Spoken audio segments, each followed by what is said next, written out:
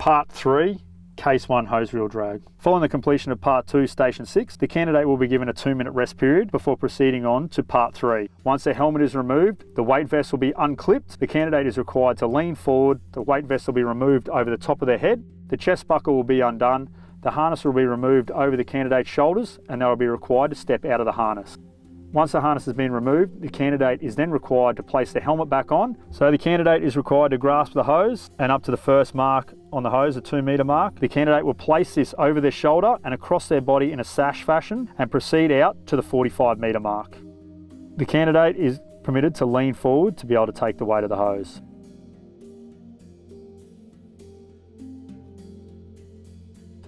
Once the candidate proceeds out to the 45-metre mark, they are required to place the hose on the ground and branch on the ground. Please note, do not drop the branch. Care of equipment is important at all times. Once the branch has been placed on the ground, the candidate is then required to walk the 45 metres back to the appliance or the hose reels set up on the container.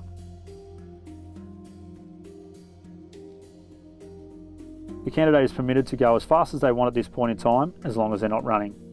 The candidate will then grasp hold of the hose and up to the yellow mark highlighted on the hose. They will then step over the top of the tripping hazard on the ground, place the hose over the top of their shoulder in a sash fashion and proceed forward to the 45-metre mark. At this point in time, when the resistance kicks in, the candidate is permitted to lean forward and drive through the legs. No running is permitted at any point in time throughout this exercise. However, the candidate needs to be aware that momentum is the key.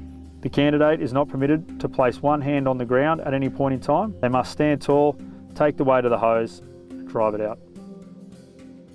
The candidate is required to proceed down to the 45-metre mark where the branch was. Please note in this video, this was an 86-metre length of hose, so the test was stopped short.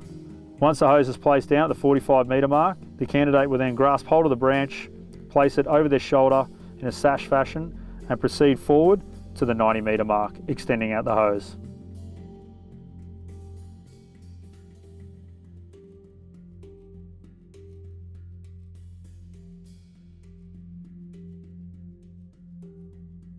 Once the candidate reaches that mark, they will then take the hose off their shoulder, place the branch on the ground. As long as they do this in a controlled manner, under 3 minutes and 24 seconds, the candidate will be deemed successful.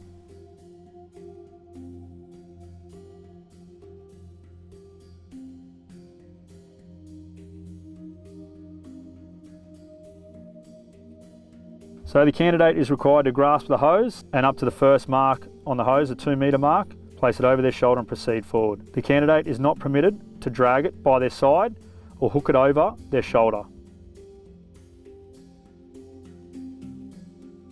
It must go across the body in a sash fashion.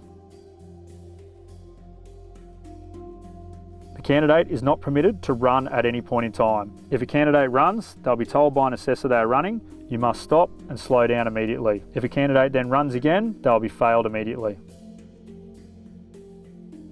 When the resistance of the hose kicks in and the hose is over in a sash fashion, the candidate must ensure they remain on their feet at all points in time. This is a safety issue. If the candidate falls over at any point in time, they'll immediately be failed. The candidate must maintain 2 hands on the hose at all time. If they place their hands on the ground for any reason, they're trying to gain an unfair advantage and they'll be failed.